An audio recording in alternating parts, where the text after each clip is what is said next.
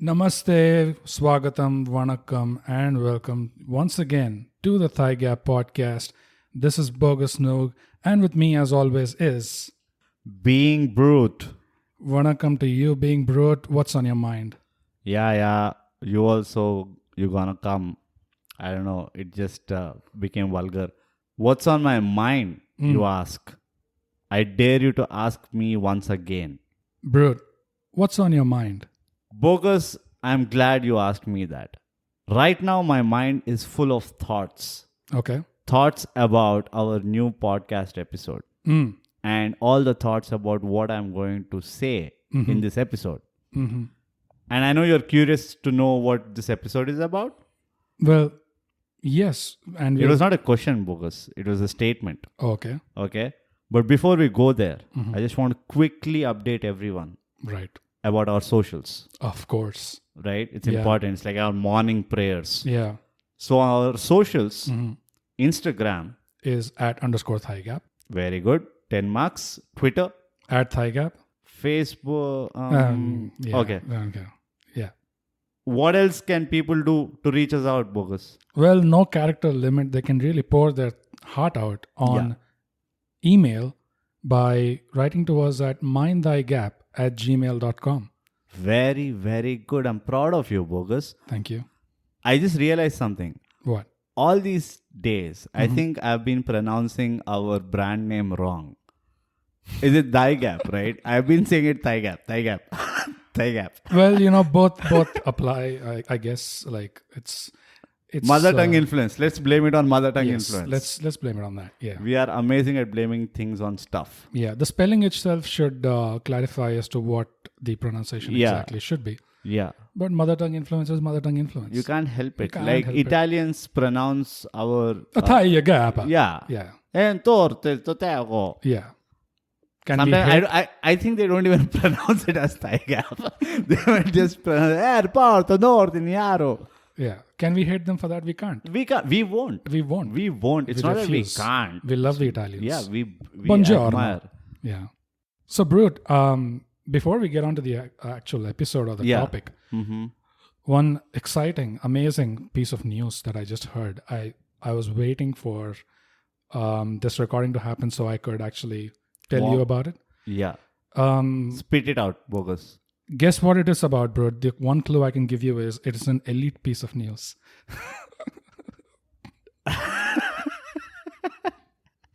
So Justin Langer got divorced, or is he removed off from like the head of coaching, Oh, no. or is he gone to a bigger position? You know what happened? So this talk was not dying down, right? Right. Like about, the team is not happy about his crankiness Right. and all that. So His mood swings. his mood swings and his elite leadership style, of course, They're not able to match up Yeah. to how it is played at that level. So recently what happened in Australia is they went on a trip.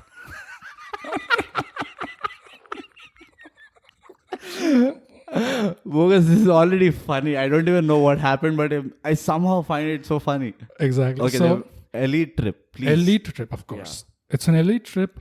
They went somewhere on a getaway and they had some very deep conversations. Is this elite trip to Justin Langer's house? No. Did he invite the whole team to like, guys, come over. Let me just treat you to a dinner. Some getaway spot. I don't remember the place, but they went there with the sole purpose of, ironing out these issues, basically. Oh. And they had very deep conversations, I'm sure, elite conversations.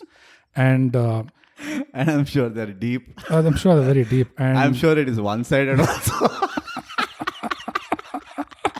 I'm sure the eliteness was coming from one side. Well, what came out was Justin Langer's quote. His actual quote was, I came out of there feeling like Superman. So you can imagine. That all we guessed was right. You can imagine what must have happened for this guy to come out saying, I came out of that feeling like Superman. It reminds me of that Dave Chappelle skit about Puff Daddy and these musicians or rapper wannabes. Yeah. Where every time he comes and says, all right, I'm shutting the studio down. Yeah. I'm shutting the studio. Oh, man.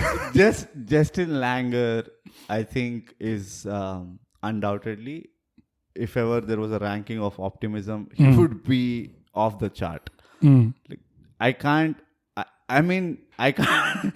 Like, I'm still trying to like comprehend the open-hearted conversations. Yeah. Which could have been like about 15 people. I'm assuming who's the squad. Yeah. Being dead silent for like 4 days. And Justin Langer starting the day with, "Mate, you don't eat like a sandwich early in the morning on an empty stomach, mate. You gotta eat the melons. You gotta eat the fruits. A cheese sandwich in your pocket. Are you kidding me? This is a getaway, bro. Hey, mate, this is a getaway. Tell me if I'm wrong." But when I saw this news and I saw his coat, especially his coat, I came out of there feeling like Superman. I was thinking, what were you before? No, I was thinking, why aren't they making a sequel to the test? Yeah. I mean, like, please, we want to see this. fuck family, man. Yeah. No offense. Yeah. Fuck Mirzapur. Nothing. The most awaited is I'm waiting for the series. I'm sure the Cricket Australia has documented the GABA series for sure. Because they need a follow-up. Yeah. Because they anticipated Virat Kohli is going to get out after the first series, first test. Yeah. So, this can be how Australia earned the revenge of the last India visit. Yeah. And I'm sure there are cameras. And I'm sure Justin Langer had like 10 cameras by himself, which he set up. Like one in the mic, one in like the dressing room. And he has designated chairs that he wanted to kick and all that. And then but he misses the chair and kicks his physio. And like pretty much sums up our series. Oh man, but please, this is news, man. This is news. This is an honest request from ThyGap to Cricket Australia. Please make a sequel to the test. We want to see these things. And Cricket Australia, just don't think that it's two people from ThyGap who's requesting you. Yeah. We are voicing out a global audience. For the world. The cricket audience. Yeah. To see how Justin Langer has reacted. Because, these are very important conversations that are happening. It could be a landmark in history, cricket history. I mean, bogus, come on. Who would say no to a conversation if you can come out of the conversation as a Superman? Feeling like Superman, yeah, exactly. Right? Like, this is, do you realize the sales leaders, the motivational speakers, the kind of loss they will face if this kryptonite of becoming Superman through a conversation, through dialogue. Oh, mates, I'm shutting the practice down. You want to practice again? You got to go get me the finest breast milk from a Cambodian immigrant. Breast milk. Hey, mate, I got a good news and I got a bad news, mate. The bad news is, mate, I'm shutting the practice down. There's no more practice for you guys, mate. Yeah. You ain't acting like a family. Yeah. And the good news is, my wife is pregnant. Again. Oh, but that's a good start. I think this can become like an episode in itself. But honestly, we are all big fans of Justin Langer. Oh, we're huge fans. As long as Australia plays the way they play. Of course. We're big fans of Justin Langer. As long as he's still the coach. Yeah. I think. He has to be the coach. He has to be the coach. There will be a petition. And shout out to great cricketer. Mm-hmm. We are with you. No, I got the update from them, obviously. Yeah. That, this thing happened and they're talking. Because they might be seeing the getaway. Yeah. The getaway would have been like a diner right around the corner in Australia. They covered it in a serious way, sort of. But of course, we look at it different. We have nothing to lose. Yeah. And for our listeners, there is a special that we recorded, especially for the Border Gavaskar Trophy. It got delayed. It's not out yet. It's not delayed. Come on, just don't put it that way. Yeah, we will surprise you. The muhurtam is not right yet. The stars aren't aligned yet. Yeah. We haven't gotten the divine instructions yet. Yeah, the alignment is not elite yet. Elite, nah. It's far from elite. It's going to come out, and it's a 5-part series. In the 5th part, we go even more into this whole coach and management and elite leadership strategies of the Australian cricket team. Right. So just watch out for that. Strategies you need to unlearn. Of course, in life. Absolutely. And that brings us to our current topic of the episode. Yes. Bogus. It's about I think it's about our life. I think it's kind of a biography of us in the last 4 years, Yeah. give or take 4 years, 4.5. Mm-hmm. Which is, how do you get a partner? Yeah. How do you choose the ideal partner? And when we say partner, we're of course talking Referring about to like collaborators. Yeah. And on any business venture or any kind of a project that any serious project, activity which involves economics and your passion. Yep. You can say that. I think that's a fantastic definition. Yeah. Fuck, I am so brilliant. Claps. But it is another one of these things that I feel like not much attention is really paid to. Like for the amount of damage that it can have down the line, right? If you choose the wrong person, Yeah. it's almost like, where are you investing your money? Right? Is that important? Couple of things. I think the first important thing is, where are you investing your time? Or rather, with whom are you investing your time? Yeah, in this case. Yeah. In a partnership. No, I meant like an example, like when you invest in stocks or when you make these long-term or short-term investment. Yeah. It is that important almost. Yeah. But I don't think it is given that much importance in day-to-day stuff. I think there are two reasons for that. The first reason, I think, is you don't know whether you need one or not. Mm-hmm. I think a lot of people who are elite with their thought process, who already have some kind of an ideology, right? They almost are, sublime narcissist, right? They have that thing that I can pull it off. Right. I'll do it myself. Right. The other thing is, I think there is an insecurity that people don't get me, or people can't handle me. So I might damage my progress by adding or tagging along with someone else. Right. I think these are the two big reasons. I think in some way or the other, till you actually meet that person, I think these are the reasons that constantly keep hitting you. So the example that you just quoted is of someone who is more on the calculative side, more on the pensive side. But then the flip side of that is, I've seen people who are too frivolous, with just picking a partner. It's like, oh, I'm close friends with this guy. Or Hence this is my this is my relative, which is the worst possible thing you can do. I think that those are the set of people who I don't think have like a concrete idea or a vision. Right. Not an idea, probably a vision. Because if it is that easily sellable, if they themselves believe that this is an easily sellable idea, it's a master stroke idea, and anybody would be happy to jump along the bandwagon, then I think you need to go back to ground zero and reevaluate how big exactly your idea is, how concrete it is. Because if you feel that because again, I mean, entrepreneur's blind spot, right? The moment you get like, you see some, validity to an idea, you always feel that this is the best idea in the world. Yeah. Fucking, it's going to be hand over mouth. Like everybody will going to pick it up. Yeah. But that's not generally the case, right? There are more than a billion people. And it's very unlikely that somebody would not have thought about it. If the problem is so concrete. Yeah. Right? Or if the need is so concrete. Yeah. So therefore, I don't even consider the people who just go from one partner to another. With them, I see the bare problem or the core problem might be that their idea in itself or the vision in itself is not that it's bleak. So therefore, they're just trying to sell the idea hard, and people might come in because of goodwill and all. And over the period of time, they might see that it's not as fully sketched out as I thought it was initially. Right. So second category doesn't even exist for me. The first category is where you solve the problem with people who have genuine ideas, concrete visions, but they don't really look out for a helping hand.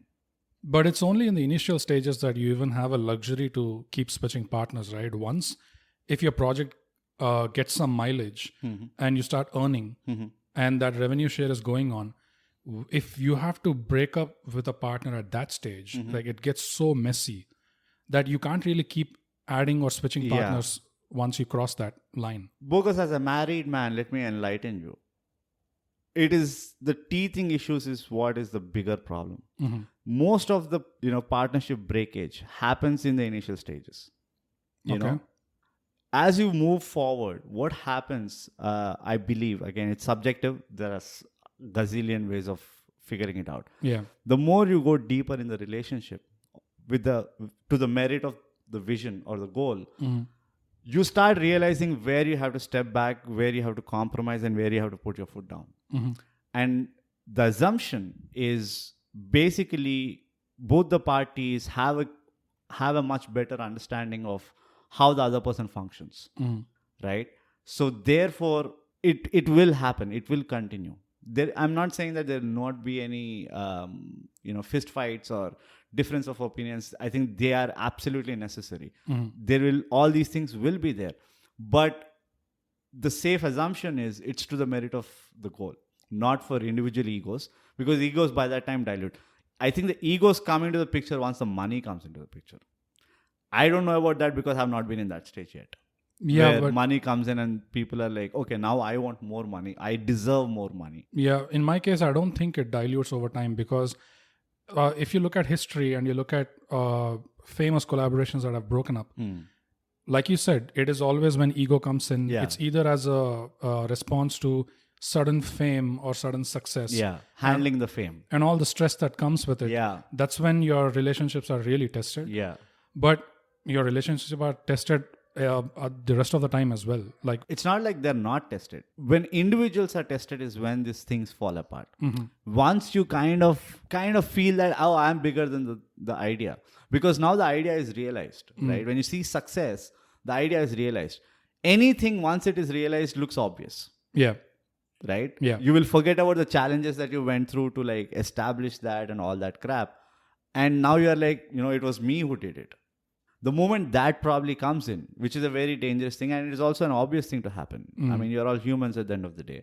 And you might get that ego massage. And if you have done something substantially big, then it is inevitable. I don't know if a lot of people have actually able to manage that, right, or like deal with that in the right way. Right. So that stage is, I think by that time everybody got their share, assuming, like, again, there's so many variables. But the reason why when it goes too far also is the fact that probably this thing kicks in. And it happens to individuals also. It's not just partners. This phenomenon happens even with big stars. Right? Yeah. If you take the movie industry or any other industry, they kind of go above their own, above their own vicinity and feel that they're bigger than the game or they're bigger than the industry. And they feel like, oh, I've done so much. I think this relates to the episode we did on wealth, where you go to a level where everything is doable for you. Right. Everything is justified because you did it. You feel that, oh, I've set the trend. I've created a marketplace of $1 trillion. I can do anything. I can just go fucking like ruin a country's morality. Yeah. So that is the stage you desire to go also. I mean, it's so paradoxical, right? Yeah. That you want to go there to a stage where you become so integral for everything, may it be success or failure. But at the same time, that is also your downfall. Right. So it's kind of paradox. So do you want to just stop before it? You don't know when to stop. Do you want to go all the way? It's too dangerous. So let me ask you this. Yeah, ask me. What do you think are the pitfalls that one has to keep in mind when they are entering into a collaboration with someone? The way these things organically fall into place, right, between people before they decide that they want to collaborate. Yeah. At what point should they take a step back and think, oh, this is one of those pitfalls? Red flags. Like, what do you think people should keep an eye out for? The simple thing is, I'm no big expert in this, but from my experience, whenever you start feeling that somebody is bringing in, or your partner is bringing in their personal preferences rather than the merit of your work or the overall project, right? That's a red flag. As long as that doesn't come in, everything else is, workable. You can sit down, you can fight over everything, but the moment it becomes personal, it shouldn't be a comparison of, oh, I'm a better guy than you, or there is no space for you to comment because you've been wrong. Right. Those kind of those kind of conversations. That's a big red flag, because then the person has literally, how I look at it is, the first one is he sees that he's bigger than you, right? The second one is that he sees that he doesn't trust you anymore. There is a level of incompetence, or he sees you at a much smaller scale, or whichever. So many things. Biggest example is the whole Steve Jobs and Wozniak. Not Wozniak, the PepsiCo guy. Oh yeah. John Scully. Yeah. Right? That's the biggest example. John Scully probably didn't personally attack Steve Jobs. Right. He was looking at the bigger picture. Steve Jobs felt John Scully was attacking him personally, or he started seeing Scully as someone who didn't get the point. Yeah. And he started pinning things at a very personal level, right? Yeah. He started judging things at that level. That is a red flag. Yeah. I think that's when John Scully also was like, okay, this guy needs to go because he's hurting the company. I don't think it played out that way, in the sense that it was not actually him who made the call. No, but like the board. The board. Yeah. But who was feeding information to the board? Who was seeing all this? Like, whoever could take a decision, right? They had information coming in from both parties, because Jobs was still not out. Yeah. So it was their decision ultimately, and then Jobs himself decided, okay, I've had enough of this, I'm out. Yeah. But it did turn out that Scully was actually missing the point. Yeah. In the end. Absolutely. Yeah. But that's what I'm saying. Like, if you become too personal, if you start looking at a person as an individual for his personality or all these other aspects, you also forget about putting the point across. You will also start saying that, okay, fine, you won't get it. Yeah. Right? You'll go into that kind of a mode. Yeah, Even if I tell you, you'll not get it. What if the other person like, okay, fine, but tell me. Like, I genuinely don't understand. But by now, I might have gone into a space like, oh, you know what, this guy is incompetent. Like, fuck it. Like, I don't want anything. You're not arguing or attacking the point anymore. Yeah. You're now arguing or attacking the person. Yeah. So and this happens a lot. Yeah. I think it's the easiest, thing to identify, that just can't go personal. Yeah, it's an ego-driven thing. Yeah. And don't fall for things like tone, things like words, Yes. intent. Yes. Not intent, sorry. Words, tone, intent you have to fall for. Exactly. But, all those things. And this is the point where I say that your ego shouldn't be the one who should be reacting to it. And, that point is so important in the art of negotiation. Yeah.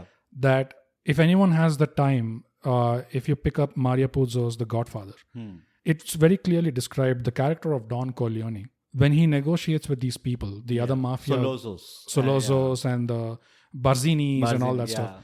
When they get together for that sit down, sometimes these conversations get very heated. Yeah. And it is described that, people start hurling insults at Don Corleone, who is always calmly discussing the matter. Right. But these insults keep getting personal and personal and personal. Still, this guy does not retort. Right. He still calmly gets it back to the topic, Yeah. and he tries to talk the topic. At one point, when it gets too much, then Don Corleone just raises his hands and says, all right, I've tried my level best, but I don't think I'm able to get any further in this conversation. Yeah. So I'm giving up. And then he walks out. Yeah. In the book, it is mentioned that when that happens, when Don Corleone does that, everybody shits their pants. Bricks. Yeah, because they now pissed him off. Because now they know that this guy, even though he doesn't get agitated, because the character is described in such a way that he did not believe in making threats. Right. He saw that as a unmanly thing. It's like, why do you have to make a threat? Yeah, if you can do it. Yeah. If he's not a man of words, basically. Yeah. He's a man of action. So if Don Corleone ever walked out, then everybody shits their pants because they don't know what's coming. Like, that's where I learned that point from Godfather, which is, if I'm in a negotiation with someone, you just calmly bring it down back to the issue. Yeah. Let them go personal. Yeah. Bring it back to the issue to a point where you can tolerate it. Yeah. Once you can't tolerate it anymore, there's no point even shouting back. You just get up and walk. Yeah. You're like, I'm playing another game now. Yeah. You just watch. Something like that. But coming back to the pitfall, right? Yeah. Like, what I feel one of the biggest pitfalls is, like, when you're in the initial stages that you just got an idea, you shared it with a friend who you think might be your collaborator, your partner. Yeah. And then you talk about it and he also agrees, he or she. He. He. He only. He alone. Yes. You are then caught up in this excitement of just landing on this idea. It's the adrenaline that takes over. That right? adrenaline that, oh, we have an idea. It sounds amazing. We are billionaires. And we are also collaborating now. Yeah. We are partners now. Yeah. It's a new thing. And yeah. What's our company going to be called? So they get lost in all of that. But the main thing is, have you discussed the boundaries of your partnership? Have you set expectations that this is what I see me doing in this partnership, this is what I see you doing? Like that conversation doesn't seem to happen. It depends on the age. See, all these things are a matter of maturity, and that's why they say entrepreneurship is a consistent learning curve, right? Because once again, see, this is not a pitfall according to me, because this is bound to have. That's how you learn that. Oh, you know what? We need to step back so who will initiate this conversation? It can become like a costly mistake, right? When you say that's how you will learn, the problem with entrepreneurship is we can't predict at what stage this will break. Then my question is like, who will initiate this? The guy who got the idea first, or the guy who jumped onto the bandwagon? It's an equal responsibility shared, I feel. Someone has to do it. Like someone has to build the cat. See, if you're talking about two guys of the same age, right, the maturity level is more or less about 10-15% here and there. Say for suppose, I got this brilliant idea and I don't come to you because Bogus is an idiot. And I'll say like, okay, Bogus will not get the point. Right. So I'll go to a guy who can actually put in some money or whatever. I have like A, B, C, D things. So I'll go to that person. And he's a guy who probably has worked in the corporate for like 15-20 years or etc. etc. Then I expect that person to come and tell me that this is how we go about things. Okay, I'm ready to join hands with you, but these are my conditions. With friends, that doesn't happen. Yeah. It's almost everything is taken for granted. Exactly. So is this taught anywhere? I don't think so. I don't think it is taught. Yeah. But what needs to be realized is very important, that even if you're getting into a business partnership with your closest of friends, that role is not friends anymore. अब हम दोस्ती को रिश्तेदारी में बदलेंगे. That's the scene. But it's like there is a different aspect to your relationship now, and it needs to be discussed. It needs to be thought through, because otherwise it's going to prop up like the negative consequences of that. They're going to show up at some point or the other, and you never know whether if it's too early, then maybe you don't pay too much of a high price. But if it happens later, then you're going to pay a very high price for that. So I just feel that get down to the details. What are expectations from each other? What are the boundaries? That's more like a guideline more than a pitfall that we can I'm identify. saying it's a pitfall because they get caught up too much in the excitement and they go with the flow. Like, oh, it's just amazing. Things are working out. I have an idea. I have a partner now. We both are now discussing. Yeah, but I'm interested in knowing why the other person came on board. If it is just because of relation? And that was my other pitfall that I was like, going to get to. How convinced is he? Right. How do you evaluate how convinced the other person is? Exactly. So without that thorough conversation about expectations or like what are you going to bring to the table, you never figure out how convinced that person is actually. For that, I think one of the things that you have to prepare yourself as a person who's pitching the idea is you should be ready for criticism. Or your best friend being your devil's advocate. Right. If the guy who you're pitching the idea to, if he's kind of saying no to some things, okay, I think that's a good call. Yeah, that could be a measure of promise or potential, like disagreement. Yeah, he's not discarding the idea, but he's saying no to a piece of it. Yeah, and like, nah, this is not what it is. This is something that I'm not on board with. And if he can explain his rationale, even better. Absolutely. I mean, that's obvious. The other thing is, that is the scope of collaboration, the first piece of collaboration. If you can solve the problem together, like even, as a theory, then there is some kind of level that, okay, this guy is ready to you should be feeling that, okay, I'm ready to like join hands with him. Yeah. But for me, it's very different. What I see is couple of things. The first thing I see is that, do I have any sentiments? Right. If I don't have sentiments, I'm happy to work with that person. Sentiments, I think, are dangerous in a partnership. Like, can you expand on that? Like, what do you mean sentiment? When I say sentiments, like, you don't want to say something too brash because you are afraid you might hurt him. Oh, okay. Right. If I have to partner with my best friend, then there will be times where I have to call a spade as a spade. Yeah.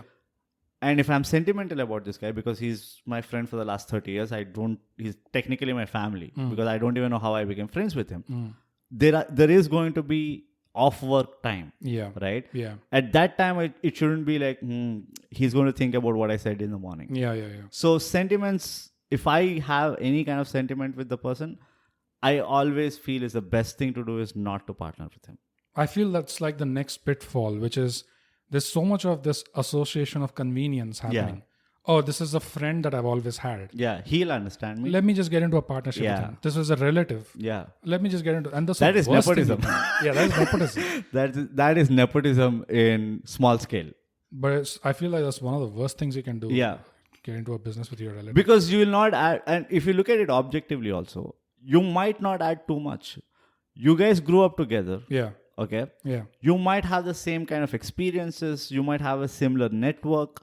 All these things are so same. There is nothing the other person is adding more than what you already have or what you can already get. And I think that's a very important point because the flip side of that is what makes them actually believe that the partnership will work. Yeah. Which is, we both think the same things. Yeah, that's not right. We both have the same. That's exactly not what you want. Exactly. Yeah. That is the worst thing. Like if it's exactly the same, then you're not getting value from each other. Yeah. It's just a copy. Just want to highlight, guys, all this is scripted. We have worked on this script for like about 4.5 years about how for this specific episode. Yeah. So, yeah, continue because just wanted to give the cautionary warning. So I think we've covered, at least for a general, 45 minutes podcast, we've covered some of the more very important pitfalls. Yeah, of the teething issues. Now let me ask you this.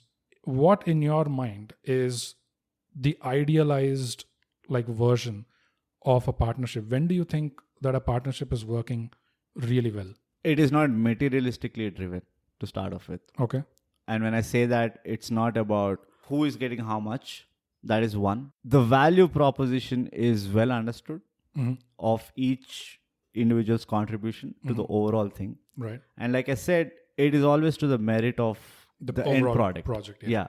It shouldn't be about small battles. It should be about winning the war. Right. There has to be an understanding that I might not be the reason for all the good ideas. Right. It's also kind of like humility. Yeah. You need to have that humility that, okay, it's not me always. It's not going to be me always. Right. There will be this guy or the other person. So the ideal partner basically is someone who is level-headed. No. I'm talking about what does an ideal partnership look like? Like partnership look like. Yeah. So this is what it is. I think it is almost like a marriage. It's like a wife and husband.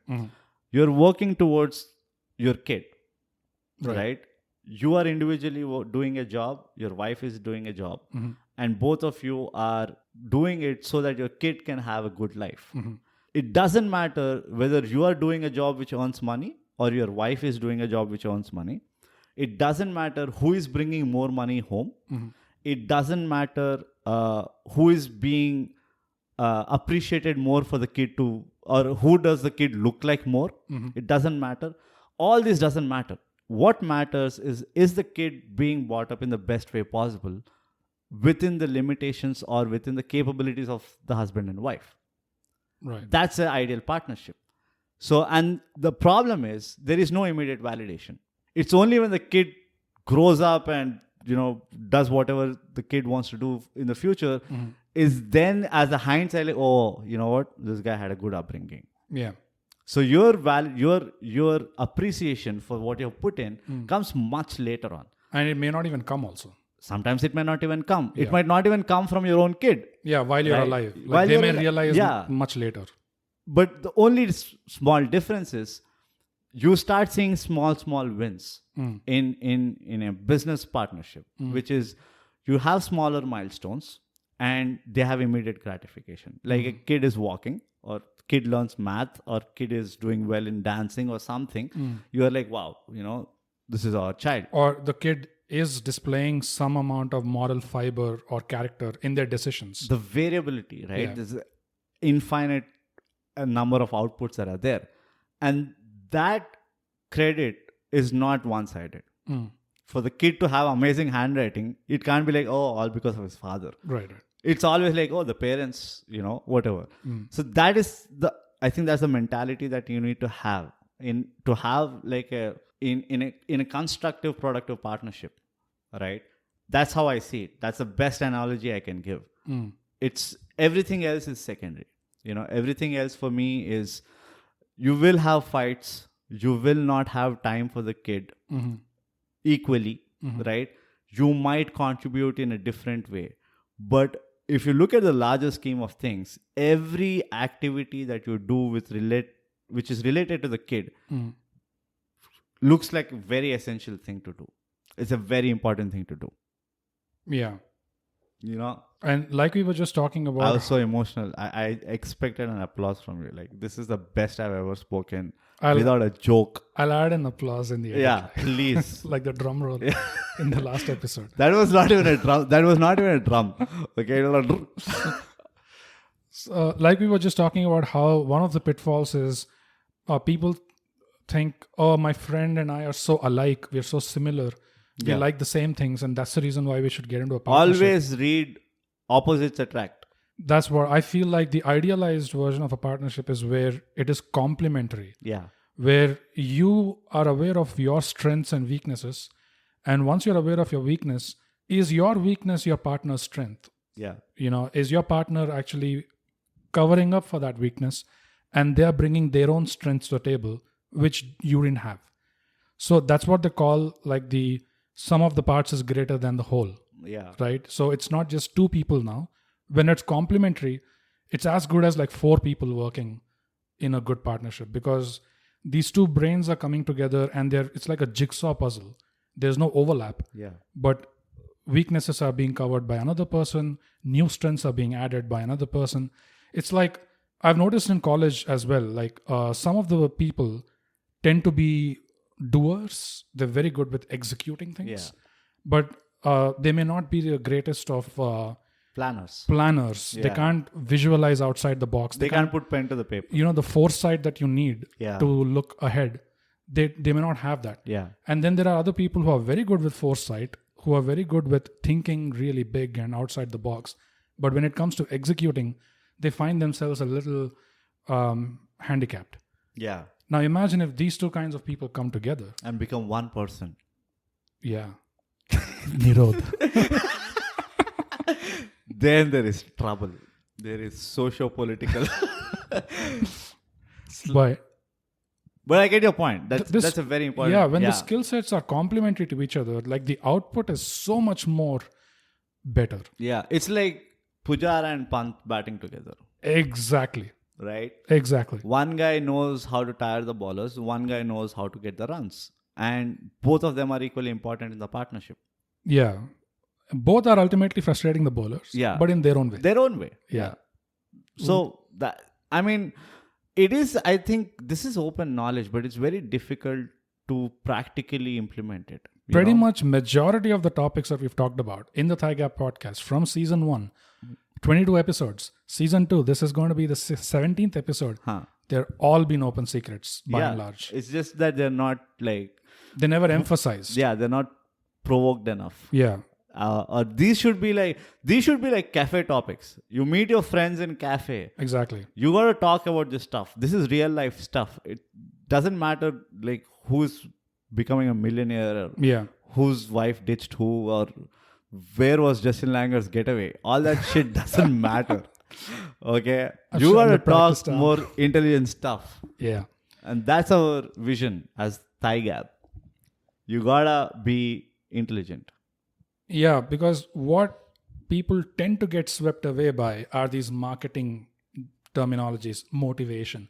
Like we had that whole episode on motivation. Oh, You know, we can have another if people ask for it. yeah, Like, I mean, there's still so much to talk about motivation and how it is sold so hard. and I believe at the very foundation, the most critical subject we've talked about is measure of man. Yeah. And I really think it deserves a follow-up Yeah. Measure of man is like the root of everything. so many topics. Because it's talking about your sense of judgment. Yeah. The one word which you used the other day, which I really liked, was personal agency. Yeah, yeah. It is, the more I thought about it, I felt like, oh, we don't have enough of them. Yeah. You know, which is unfortunate. But we are going to digress, so let's not do that. Yeah. Let's come back to the topic of how do you get a partner. And in case anyone is wondering what measure of man, what are they talking about, go back to our first season. Yeah. There are 2 parts. It's a very unappetizing, uninviting topic, Yeah. but you have to stick through it because it's not easy. Hashtag it's not easy, guys. Yeah. Nothing that we put out there is not easy, okay? We do a lot of homework on every episode that we record, barring the Australian series. Like, there are exceptions, but otherwise we do a lot of homework and hard work. But that's a good point. I think a lot of the people out there who are, enterprising in nature, Yeah. with whatever art or whatever form of idea or passion they have, Yeah. the immediate response is to, okay, let me see how people are getting partners. Yeah. I think the important thing is you need to first figure out, okay, this is what I want to do, and this is where I want to go, and I can't do ABCD things. And the sheer number of people in this country who are enterprising in nature, it is scary. Scary. In a good way. Yeah, it's a good problem to have. It's an amazing problem to have. Like how do we entertain all of them? Yeah. Just the problem is there are these pitfalls. Like once you get into execution, so many things can go wrong. Yeah. The other thing is you have to be, it's an obvious thing again. You have to be supremely open-minded. Yeah. You know, you need to be gullible to an extent. And I love the word gullible because it makes me learn as a 5-year-old. Yeah. 5-year-olds are almost 98% gullible. They believe, they absorb everything that you say. You call an apple an orange, they feel that's an orange, right? There is no filtering in how they perceive things. That is a very important trait. First, and I think that's also a problem because if you start off a partnership with doubting or a squint eye or like, what do you call that? Like narrowed eyes. Yeah. It's not a good start. If you're making yourself do that to a guy who you are trying to partner with, that's not a good sign. You should be in a position where whatever the other guy says, right, you are openly accepting it. Yeah. Whatever he says. That's the first sign, the fact that you're going to trust this guy in the near future, at least. Yeah. But the most important thing is we came out of this episode feeling like Superman, bro. Not just one Superman who came out of this conversation. There are 2 Supermans. Yeah. It's an elite Superman. Elite Superman, man. I still can't believe he went to a getaway. This is exactly what school teachers do. I'm praying that they shot it. I'm praying that they recorded those conversations. Yeah, I want to see. I'm sure Justin Langer hired like a wedding photographer or someone and like just take candid shots, might. Please, like, Amazon Prime. Like I will pay shots. extra money to watch the sequel of The Test. Oh my God, what an entertaining. The Test. But for who? Like that's the name of the sequel. Oh God. Let's see what happens, like what the team does in the next, whenever they play. They're not even playing. I have a very dirty feeling that Labuschagne might have asked for, let me carry a sandwich on the ground, mate. I get hungry, mate, you know. I have high metabolism, mate. I do cardio for 2.5 hours a day. My metabolism is really high. I need to eat every 15 minutes. The whole outcome of that getaway was that now Labuschagne can take a sandwich on the ground. And whenever Labuschagne is doing it, like Justin Langer is gritting his teeth because he can't say anything because he promised during the getaway that I'll let you, mate. Yeah. I'll let you take like 2 sandwiches in a day's play. Oh, but no, this coming back to the topic. We covered it. We're done. Basic stuff. Yep. I think this is introduction of how to choose a partner. Yeah, how to choose the ideal partner, or what are the pitfalls that you can avoid. Set expectations, be gullible, and most importantly, look at the bigger picture. Do you guys think there was anything we missed out on? Let us know. DM us on our socials or write to us at our email. At the end of this episode, there's going to be a outro message where we provide all those details. Yeah. So that's or if you know us, you can just call us, guys. Yeah, I mean, if you have a number. if you have a number, just call. Yeah, don't just hang back or maybe they're recording, they're busy. Nah. We'll take your call. Yeah. All of our audience, all of our listeners are elite. Elite. Always elite. And they are all supermans. All supermen. Yeah. And Wonder Womans. Yep. Because we're going to stick with DC. Okay, so that's about it, guys. We hope you've heard it all. And as usual, bro, at the end of the episode, what do we say? ThyGap, subscribe. And share. I just wanted to pronounce it right. ThyGap. Do it again. It's still not right. ThyGap.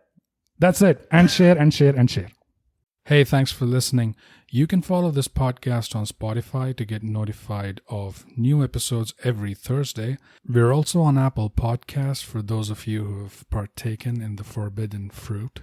If you liked what you heard, leave us a 5-star rating and a comment. Say anything like the quick brown fox jumped over the lazy dog. A rating and a comment really helps us out. It's free, and I'm told that's a great price. But enough about us, huh? Tell us about yourself. Leave us a comment. Our Twitter is @ThyGap, and we are _ThyGap on Instagram.